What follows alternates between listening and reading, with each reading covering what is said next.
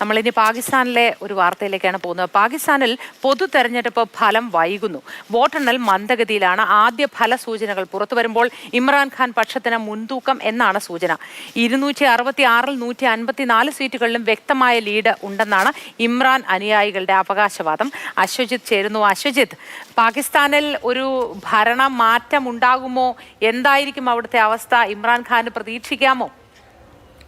മോത്തി, നിലവിൽ ഇത്തരത്തിലൊരു അനിശ്ചിതത്വം തുടരുന്നു എന്ന് വേണമെങ്കിൽ ചുരുക്കത്തിൽ പറയാം. കാരണം കാര്യങ്ങളൊന്നും വ്യക്തമായി തന്നെ വരുന്നില്ല, പുറത്തു വരുന്നില്ല. പാകിസ്ഥാനിൽ കഴിഞ്ഞ ദിവസം തന്നെ ഇന്റർനെറ്റ് നിരോധനവും മൊബൈൽ സേവനങ്ങളുടെ നിരോധനവും ഒക്കെ ഉണ്ടായിരുന്നു. അത് ഈ കൗണ്ടിങ്ങിലും പ്രതിഫലിച്ചിട്ടുണ്ട്. കാരണം വിവരങ്ങൾ പുറത്തു വരുന്നില്ല, പൂർണ്ണമായി എന്താണ് അവിടെ സംഭവിക്കുന്നതെന്ന് സംബന്ധിച്ചുള്ള വിവരങ്ങൾ പുറത്തു വരുന്നില്ല. അത് തന്നെയാണ് ആ വോട്ടിംഗ് കൗണ്ടിങ്ങിലുമുള്ള അനിശ്ചിതത്വം നിലനിൽക്കുന്നത്. നിലവിൽ ഔദ്യോഗികമായി പുറത്തു വന്നിട്ടുള്ളത് ഏതാണ്ട് 10-11 സീറ്റുകളുടെ ഫലം മാത്രമാണ്. അവിടെ ഇമ്രാൻ പക്ഷം ഔദ്യോഗികമായ ഒരു പാർട്ടി ആയാലും ഇത്തവണ മത്സരിച്ചിട്ടുള്ളത്.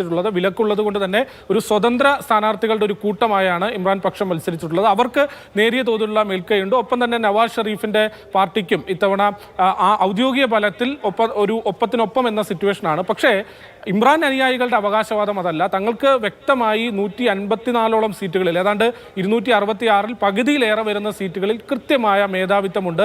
ഭരണം ഉറപ്പിക്കാവുന്ന തരത്തിലേക്കുള്ള ലീഡ് ഇതിനകം തന്നെ നേടിക്കഴിഞ്ഞു എന്നതാണ് പാകിസ്ഥാനിൽ ഇമ്രാൻ അനുയായികൾ ഇപ്പോൾ അവകാശപ്പെടുന്നത്.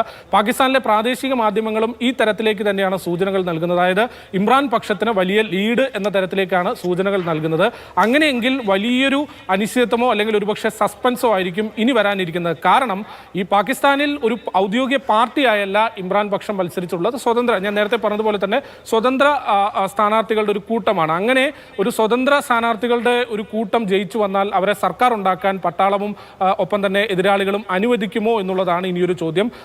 വരാനിരിക്കുന്ന മണിക്കൂറുകൾ തീർച്ചയായും പാകിസ്ഥാനെ സംബന്ധിച്ച് നിർണായകമാണ്. ഇനി തെരഞ്ഞെടുപ്പ് ഫല സൂചനകൾ ഔദ്യോഗികമായി തന്നെ വരും മണിക്കൂറുകളിൽ കൂടുതലായി പുറത്തു വരും. അങ്ങനെയെങ്കിൽ ഇമ്രാൻ പക്ഷത്തിനാണ് വിജയമെങ്കിൽ ഒരുപക്ഷെ ഇനി അടുത്ത നീക്കം ഏറെ നിർണായകമായിരിക്കും.